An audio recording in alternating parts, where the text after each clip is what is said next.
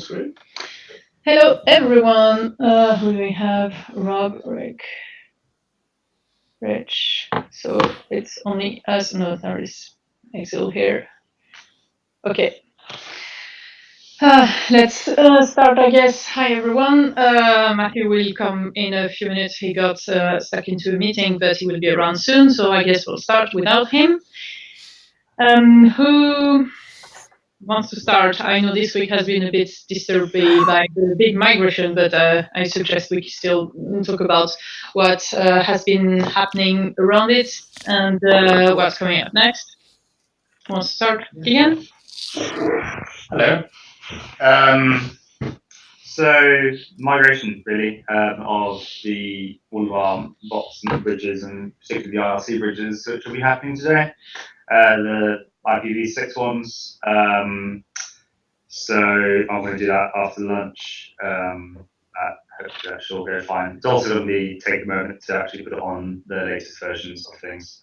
So everything should, things like opt syncing and stuff should be enabled on all networks then, and things like that. Should we explain what's going on for the people that are not?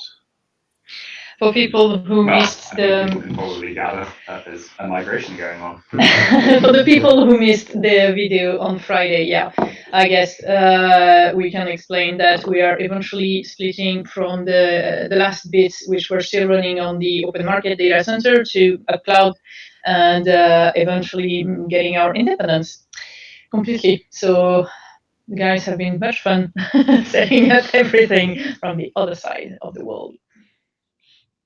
And other than that, not a lot, really. Okay. So aside from this, finishing this week, what's next? Probably one or two little IRC bridge things, but mainly working on other stuff, really. Okay. Cool.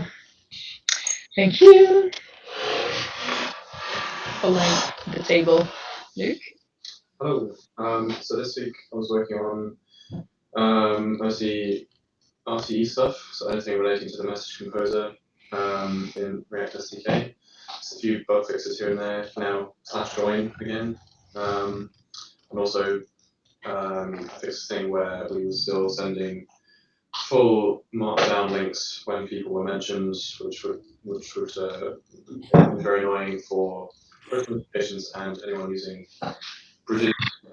Didn't really do markdown links, like the IRC bridges. That's not fixed. So I think there's one more bug where when you mention someone on Freenode from a matrix, it turns into their user ID instead of their local part. So might have to go back and look at that again. What else? I made the tests output nicer things for the React SDK, but it's not really so important from a user point of view. And I think that's fine. So this week is just finishing these bits. Yes, there's still a few little things. There's a few little regressions with it. But in terms of most of the use cases, it seems fine. There's a little bit of a complication when you paste anything that has a tab in it.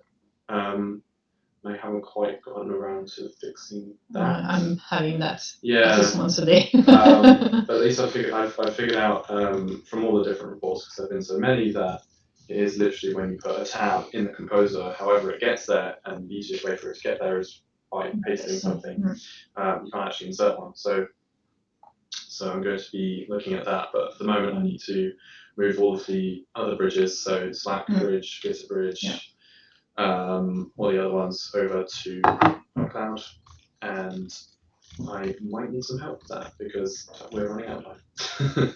So I will reach out if I need to. But I'll do the Slack one today, and we'll see how it goes. Cool. Thank you. So I've been doing the migration, all sorts of fun things, and discovering all the random small bits of like infrastructure that we just use open market for, and trying to figure out what to do about that and all that sort of fun and games. And that's meant that groups has been put on hold, and the state reset's put on hold, but hopefully the migration should be done by the start of this week. So going back to that really, and hopefully getting groups very basic group support landed and developed at some point. Are you preferring groups over set groups? I want to finish getting groups. Finish like the basic bit of groups that I have there, because most of it is already there. And it seems silly to not spend the extra few days finishing that off, and instead leaving it for another few weeks while we do state resets. So that's the one I'm doing things in. Cool. Yeah, I probably will not say very much, but Luke is basically giving you an update on RiotWeb/React SDK side of things. I've done a little bit more towards that and a little bit more progress towards groups and getting the user list or the members of the group displayed, so you can invite people and kick people out of the group and see who's in the group. But other than that, I've been heavily helping on the migration to our cloud fund. Okay, cool. Thank you. So on the Dendrite side, Mark is not around. Yeah. So I guess Brendan. Yeah. Well, I've not been following very closely what Mark is on. He's still making progress in the invite stuff. From my side, I haven't been working on the migration this week, so I've been full week working on Dendrite. I finalized. Well, Mark and I finalized all the. Speaking of the devil. Yeah. So profile propagation stuff, econ data, room aliases, and local room joins. And I'm now working on fixing up some stuff about econ data, which can be improved. So yeah. Okay, cool. Mark, you're just coming in at the right time. Do you have anything to say about Dendrite's progress? Not really. It has already been covered. Okay. Cool. Thank you. On the, I guess, Rich, on your side. Hello. So I have again been entirely held up with migrating infrastructure from open market to Matrix. Tragically, not even anything particularly related to Matrix for me. Mostly setting up mail systems for us. Anyway, that should get finished today, and should be back to trying to make end-to-end better. Yeah, that's pretty much been on hold for last week. Okay, great. Thank you. Shall we go to France?